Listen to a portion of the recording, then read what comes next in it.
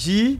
Hier, c'était le vote du volet recettes de la loi des finances rectificative par les conseillers nationaux. Un travail qui a été fait donc par Dr Dansa Kourouma et les autres. On va partir avec la régie pour suivre un extrait de la rapporteure et puis après on se reprend pour faire le débat. Rectificative dans son volet recettes est évalué à 29 029,32 milliards de GNF en LFR contre 27 910,95 milliards de GNF en LFI, soit une augmentation de 1118,37 milliards de GNF, soit 4,01%. Le cadrage macroéconomique du projet de loi de finances rectificative 2023 se résume comme suit. Réaliser un taux de croissance du PIB de 6,1%. Baisser le taux d'inflation moyenne annuelle du PIB à 9,2% contre 10,1% en LFI 2023. Réaliser un taux de pression fiscale du PIB de 12% contre 12,52% en LFI. Ramener le taux de change par rapport au dollar à 8 750 GNF contre 9 054,9 GNF en LFI. Assurer les réserves de change pour 5 mois d'importation.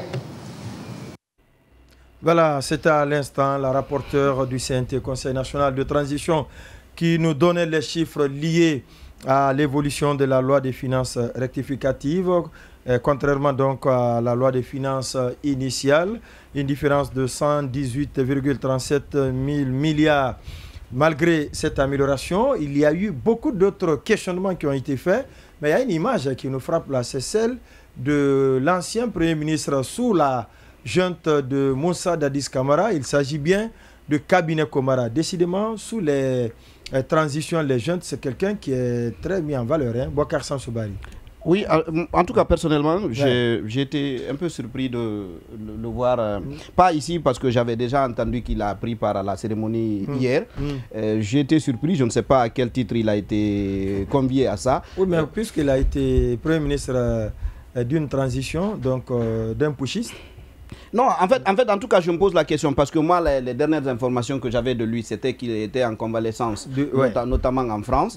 Et là, de but en blanc comme ça, je le vois à cette cérémonie. En tout cas, son image ne peut pas voilà, je ne sais pas. Et surtout qu'à un moment donné, on avait parlé d'une petite brouille entre lui et le palais. Est-ce que ça traduit une réconciliation? Pour quel objectif? Pour quelle visée? Pour quelle autre mission? Exactement. Donc la question reste posée. C'est une session qui est ouverte à tout le monde. Oui. Et lui, ce n'est pas tout le monde. C'est une session publique ouverte à tout le monde. Je suis d'accord. Mais sauf qu'il n'est pas n'importe qui. Oui, quand il est invité, peut-être demandons comment il est arrivé là. Est-ce qu'il a été invité ou il est venu de lui-même? S'il est venu de lui-même, c'est une chose. S'il a été invité, il doit honorer à l'invitation. Donc il est venu, je ne pense pas que ça doit poser un problème. Il est là, il a été ancien Premier ministre, une des personnalités importantes dans notre pays. Quoi qu'on dise.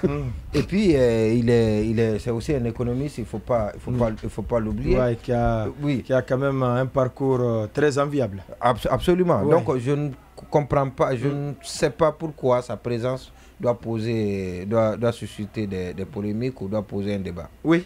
Marwan? Oui, d'abord, c'est une présence quand même qui doit nous amener à nous interroger, surtout sans se le rappeler tout à l'heure. Vous savez qu'il n'était pas en très bon rapport avec le palais, c'est une évidence, mais moi, ce qui me pique de vue, c'est l'air souffreteux qu'il a, et puis on sent que c'est quelqu'un qui est fatigué. Au-delà de cette fatigue certainement liée à son état de santé, c'est aussi cette présence remarquée et questionnable. Pourquoi Cabinet Komara? Pourquoi pas les autres? Parce que comme Monima dit que c'est une séance qui est ouverte à tout le monde, mais quand même on sait qu'aujourd'hui les invitations sont sélectives.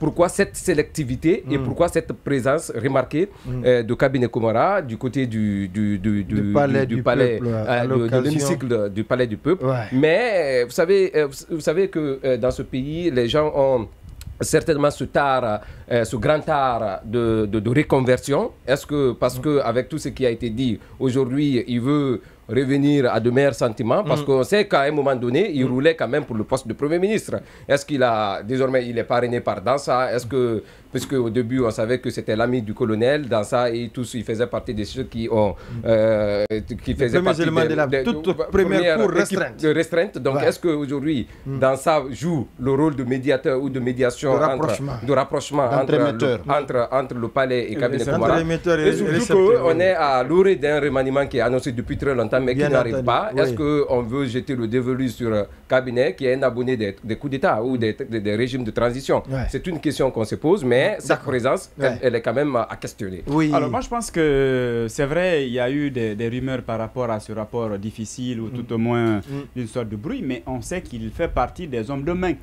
Dès les premières heures de ce coup d'État, c'est clair qu'il a joué un rôle majeur dans le processus.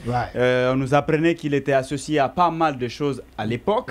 Même les premiers schémas, les premières démarches auraient été définies avec lui, bien évidemment, pour aider le colonel à faire asseoir les choses. Donc je pense que on peut déjà en déduire que une continuité discontinue. Voilà, on peut déjà en déduire qu'il est toujours là, comme il l'a toujours dit, il est là en train de les accompagner et qu'il fera tout ce qu'il peut pour la réussite de cette transition. Je pense que c'est de ça qu'il s'agit. Le travail proprement dit, est-ce qu'il va être récompensé par une nomination? Ça, difficile de dire avec exactitude. Le volet